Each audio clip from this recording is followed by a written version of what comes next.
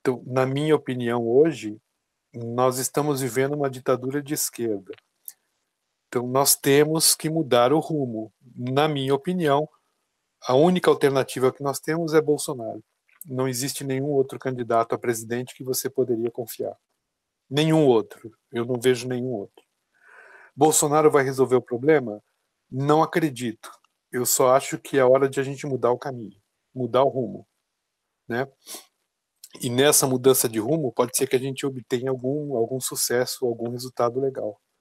O que não pode é ficar como está, né? Existe aquela história, não adianta você fazer sempre a mesma coisa esperando um resultado diferente. Se você quer mudar, então vamos mudar, vamos fazer uma coisa diferente. Paulo, o Rodrigo Diniz está perguntando o seguinte. Paulo, sobre o vídeo mais recente, o fato desta imigração de muçulmanos para a Inglaterra e os casamentos e proliferação muito maior do que os próprios ingleses, como você visualiza a Inglaterra hoje? Não é só a Inglaterra, nós estamos falando de Europa. A Europa está acabada, certo? A Europa foi dominada. A esquerda convenceu a Europa a abrir as porteiras, as fronteiras. Então, os muçulmanos, todos os tipos de refugiados estão entrando, né? E aí tem toda uma estrutura social que a gente precisa entender. Então, por exemplo, a esquerda começou, e não é, eu quero que vocês entendam que não é nenhuma crítica ao que eu vou dizer, mas a esquerda começou com um processo de transformar todos os homens em afeminados. Então, hoje em dia, a Europa tem muitos gays, muitos homens afeminados. Com isso, acabou a chance das inglesas casarem, terem filhos. Aí chega os estrangeiros muçulmanos, que estão loucos para casar e ter filhos, e eles estão casando com essas inglesas e tendo 4, 5 filhos. Então, esses 4 ou 5 filhos hoje são muçulmanos. Daqui a 20 anos, nós teremos só famílias muçulmanas na Inglaterra, não só na Inglaterra, França, Alemanha, a Itália talvez seja um pouco mais difícil por causa do Vaticano, mas esses países, principalmente Espanha, Portugal, eles vão estar totalmente dominados. Bruno, você quer fazer alguma pergunta? Eu estou procurando aqui as perguntas. Aqui não está muito diferente disso não, hein, Paulo? O Jean Willis é o maior exemplo lá em Brasília. Aqui eles estão pegando pesado e tudo aqui já é homofobia. Qualquer coisinha você já é taxado de homofóbico. O processo é o mesmo, Bruno. Aqui começou dessa forma também. Se você reclama da entrada dos imigrantes, você é racista, xenófobo, nazista. Se você reclama dos homossexuais, você é homofóbico, né? Uhum. Então, para você não ser taxado nada disso, o que você faz? Você fica quieto e deixa acontecer. Que é o que está acontecendo no Brasil, é o que está acontecendo na Europa. Inclusive, na Inglaterra, hoje, se você criticar o Islã, você pode ser até preso. O Adriano está perguntando, que processo de afeminado seria esse? Olha, é um assunto bastante interessante, que eu até estou para fazer um vídeo sobre isso, mas eu vou explicar basicamente a lógica. A Sociedade Brasileira de Pediatria lançou um manual da disforia de gênero, que pretende identificar homossexualidade em crianças de 6 meses de idade a 12 anos de idade. Ok? Isso é um manual, eu tenho isso documentado. Então, o que está acontecendo? Você pega lá aquela cartilha gay que o Bolsonaro tanto fala e vê as atividades da escola, as professoras estão ensinando as crianças, por exemplo, se o menino usar batom, não tem problema. Se o menino usar saia, não tem problema. Se a menina jogar bola, não tem problema. Se a menina gosta de brincar de carrinho, não tem problema. Eles estão ensinando as crianças logo cedo a inverter os papéis, ok? Isso é um fato, você pode comprovar a tal da ideologia de gênero que está sendo implantada nas escolas. Quando você pega o Manual da Disforia de Gênero, escrito pela Sociedade Brasileira de Pediatria, você descobre o seguinte: como você faz o diagnóstico de uma pessoa para saber se essa criança, por exemplo, tem um potencial homossexual? Primeiro, existe uma tabela, né? Então, o que você checa na criança? A criança gosta de usar batom? Esse é um ponto favorável para o diagnóstico. Ou seja, a criança aprendeu na escola que usar batom é legal, e a Sociedade Brasileira de Pediatria está dizendo que se a criança gosta de usar batom, ela é gay, ela é homossexual. A criança gosta de brincar com brinquedos de meninas? Sim. Então, a Sociedade Brasileira de Pediatria está dizendo que se ele gosta, é porque ele é um homossexual, potencial homossexual. Então, os pais levam essa criança porque o comportamento dela em casa não está de acordo com o gênero, né? Ou seja, ele é um menino e está brincando com coisas de menina. E aí esse pediatra vai diagnosticar essa criança como um desvio de gênero, com disforia de gênero. E aí o que acontece? Existe hoje já funcionando, as pediatras estão utilizando hormônios para interromper a puberdade da criança, para fazer com que essa criança tenha a condição de ir crescendo e se transformando em um homossexual. O próximo passo é o uso de hormônios para indicar o gênero que a criança escolheu. Então, por exemplo, você pega um menino, você impede a puberdade natural dele de se desenvolver e passa a criar uma puberdade feminina nesse menino.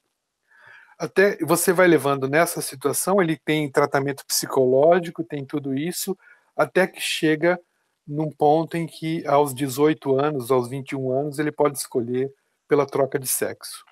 Nós estamos produzindo homossexuais nas escolas com a ajuda da Sociedade Brasileira de Pediatria. Isso é documentado, eu tenho o manual na mão, eu posso disponibilizar para quem quiser.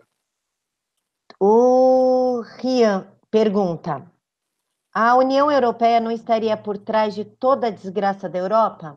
Sim, é a comunidade da União Europeia que está por trás de tudo isso.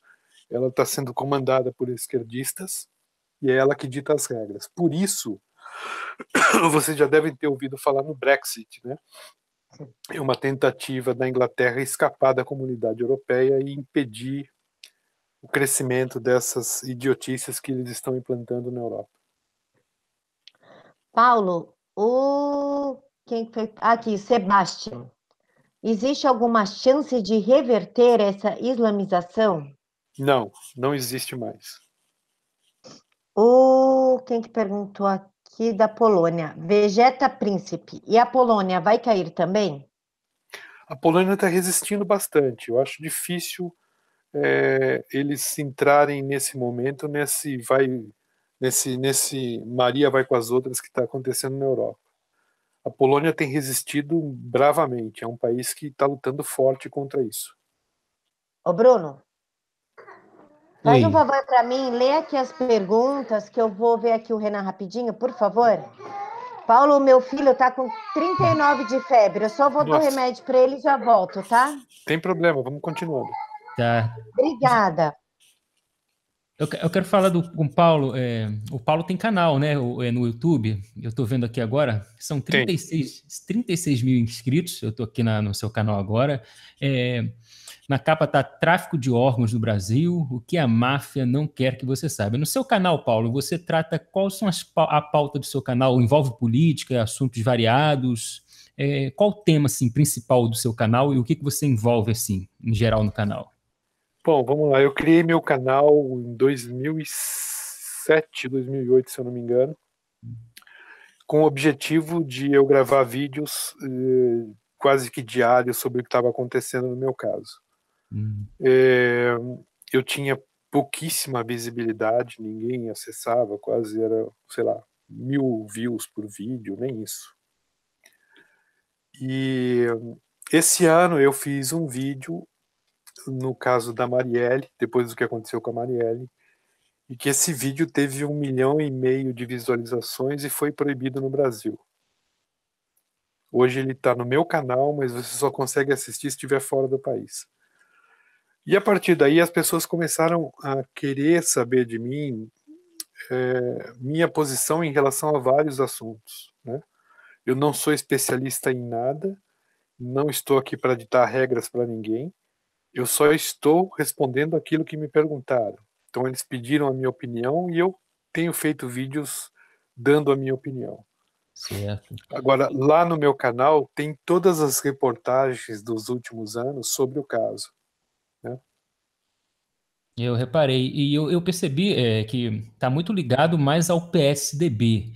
E para você, é porque a mídia apresenta para a gente o PSDB, eles jogam junto, a PSDB e PT, eles apresentam como direita, até mesmo extrema direita. Você acredita que PSDB é direita ou é esquerda? O PSDB é esquerda, sempre foi, nunca foi de direita, né? Vamos fazer um review de história aqui. Quando acabou o regime militar, você tinha Arena e MDB, tá certo? Certo. O MDB tinha José Serra, tinha Aécio Neves, tinha todos os políticos que você encontra hoje. Estavam todos no MDB. O Arena acabou Isso. como partido do governo. A solução foi, você não pode ter uma eleição de um partido só, né? Você vai apresentar um partido, 3 candidatos, não dá. Então eles se desmembraram, criaram diversos partidos de esquerda, entre eles PSDB, depois veio o PT mais para frente. Enfim, você foi criando os partidos de esquerda. Um dos fundadores do partido do PSDB foi Aloysio Nunes Ferreira, que era motorista do Marighella. Então, se você partir do princípio que o PSDB tem como fundador um motorista de um terrorista e falar que esse partido é de direita, não faz sentido nenhum, né? Essa é uma jogada que foi criada, onde todo mundo caiu num primeiro momento, de que você tinha divisão direita e esquerda, né? Há pouco tempo até, eu vi um vídeo do Lula dizendo, um pouco antes de uma eleição, que ele estava feliz porque não existia partido e nem candidato de direita nas disputas, era só esquerda, né? Ele mesmo reconhece que não existe nada de direita. Hoje nós temos o Bolsonaro, que é um candidato com viés de direita, mas nós ainda não temos partido de direita. Não temos. E é o mais interessante, né? A esquerda, quando faz as porcarias que faz, ela fala que a culpa é da direita. E nós nem temos partido de direita. É igual a questão econômica. Eles botam a culpa logo no capitalismo. Então. A besteira é toda do Estado, toda do socialismo. É o capitalismo que está aumentando preço, são os empresários que estão aumentando preço. É esse jogo político também. Exatamente. É o que nós estamos vendo na Venezuela, né? Ele entrou lá o socialismo, ele tomou as empresas de todos, as empresas importantes do país. Essas empresas não produzem mais, não geram riquezas, não geram empregos. Aí a Venezuela começou a afundar e a culpa é do petróleo. Né? Caiu o preço do petróleo, por isso que a Venezuela tá mal das pernas. Só que o petróleo não caiu só para a Venezuela, ele caiu para todos os países, inclusive a Arábia. E a Arábia está muito bem, entendeu? Aqui o Rio também, o Rio de Janeiro, o Sérgio Cabral foi apostar no petróleo, aí caiu, né? Aí fez dívidas, e o Rio se encontra na situação aqui graças ao Sérgio Cabral, que sempre jogou junto com Lula e Dilma também. Hoje os petistas criticam muito os PMDBistas, Eduardo Cunha, mas todas as besteiras que os PMDBistas fizeram foi no momento que os dois partidos namoravam, PT e PMDB. O que um faz, o outro assina. E agora um se desconhece, nunca ouviu falar. É que nem malandro em flagrante. Você pega um grupo de 5 caras fazendo tráfico de drogas, eles não se conhecem, nunca se viram, não sabem quem são, né? Não sabe onde mora, não sabe nome. É assim que funciona o crime. Bom, deixa eu ver aqui. Pessoal do chat, que estão falando, já volto. Ângela Batista, não. Boa noite a todos. Tem alguma pergunta aí, pessoal? Nós estamos aqui com o Paulo Pavese, conversando aqui um pouco a respeito do caso do filho dele, que foi morto, né, através de transplante, né, de tráfico, de crime, né, um transplante de órgãos. Tudo por causa de dinheiro, né, Paulo? Porque é igual a herança. Herança dá dinheiro. Então você vê que filho mata pai, o irmão mata o irmão. E seria a mesma coisa o tráfico de órgãos também, não é, Paulo? Vamos acelerar a morte do cara ali que está internado, porque vai dar dinheiro. Então, exatamente. São 2 pontos. Um, que eles precisam fazer o transplante, eles precisam dos órgãos, e o outro é que eles precisam liberar o leito o mais rápido possível, porque nós não temos mais leito. Então eles estão fazendo mesmo esse processo de apressar, né? Essa é a palavra, apressar a morte, muitas vezes. Isso é muito protegido pela política, pelo judiciário. Aqui, Paulo, eles gostam de processar piada. Agora, coisa séria mesmo, não tem processo, tem proteção do Estado, do judiciário, da politicagem, porque envolve todos os tipos de autoridades. Então, até como você tem dito aí, é muito difícil a gente mudar, tem que mexer em muita coisa, tem que derrubar esse STF, porque são as pessoas responsáveis em mudar, que estão ali jogando para ficar tudo errado e apoiando o crime. Exatamente, você olha isso diariamente, basta ver as decisões do STF, você vai entender isso, né? Outra coisa importante, né, para você conhecer bem a justiça do teu país. Quando você faz uma denúncia, como eu fiz, uma denúncia pesada, ok? O Estado teria a obrigação de te dar proteção para que essa denúncia pudesse avançar. E o que acontece, na verdade? Na verdade, as pessoas denunciadas passam a te processar por injúria, calúnia e difamação. Você passa a ser réu. Os processos contra você, eles vão correr rapidamente. É uma questão de 1 ou 2 anos você está sendo condenado. Agora, a denúncia principal sua vai demorar 18, 20 anos para ser apurada. Então, nesse meio tempo, você percebe que o sistema judiciário está dando privilégios para aqueles que você denunciou. Deveria existir uma situação onde fosse proibido processar o denunciante enquanto não chegasse o final do processo principal, entendeu? Então, se eu acusei o cara de tráfico de órgãos, ele só poderia me processar por injúria, calúnia e difamação se no final do processo ele fosse absolvido, se não tivessem chegado a uma conclusão de que eu estava certo. Mas no Brasil não funciona assim. As portas são abertas para o cara te processar e acabar com você. E o que significa isso? Significa que nesse período você vai gastar dinheiro com advogado, vai se distrair com os seus processos, você vai deixar de cobrar justiça pela coisa principal, porque você vai ter que se defender. Você passou de denunciante a réu, entendeu? Eles invertem a posição de uma forma que você se perde. Ou você começa a se defender, ou você começa a atacar. No meu caso, eu decidi o seguinte: eu não estou nem aí para os processos. Podem me processar à vontade, eu vou continuar investigando e vou continuar fazendo. Realmente, tudo reverte. Camila voltou? Oi, Bruno, mas pergunta aí que eu estou tentando achar onde vocês estão para continuar. Estamos falando aqui, falamos de PSDB, falamos da Justiça. Vamos ver se tem pergunta aí no chat. O Rodrigo Diniz escreveu: a última instância da Justiça é a que não faz justiça, STF podre. Nós temos uma justiça que não faz justiça. E o Paulo botou uma posição muito firme aí. Hoje, você vai denunciar, você acaba como réu. Isso desestimula as pessoas buscarem seus direitos e não acreditarem mais. Isso que aumenta a falta de punição, o estímulo para novos crimes e a facilidade para montar máfias. Porque se é vítima de algum golpe, se você cai para denunciar, você que vai preso, você que sofre as consequências, né? Você vê, olha só que injustiça. O Paulo Pavese lá na Inglaterra, enquanto aqui os caras aqui, eu vi um vídeo aqui, teve um Paulo Pavese que prenderam um cara em relação aí, e o dia seguinte ele já saiu por causa de habeas corpus. Ele está lá, sempre os ministros, sempre preparados para soltar essa bandidagem. Então, esse caso, Bruno, foi um anestesista. Ele teve a prisão decretada e dentro do fórum ele tinha um parente, esse parente avisou ele que ele estava com a prisão decretada, ele fugiu. Ele ficou 30 dias foragido e só se entregou na polícia quando garantiram que ele seria solto através de habeas corpus. Então ele se entregou para ser solto.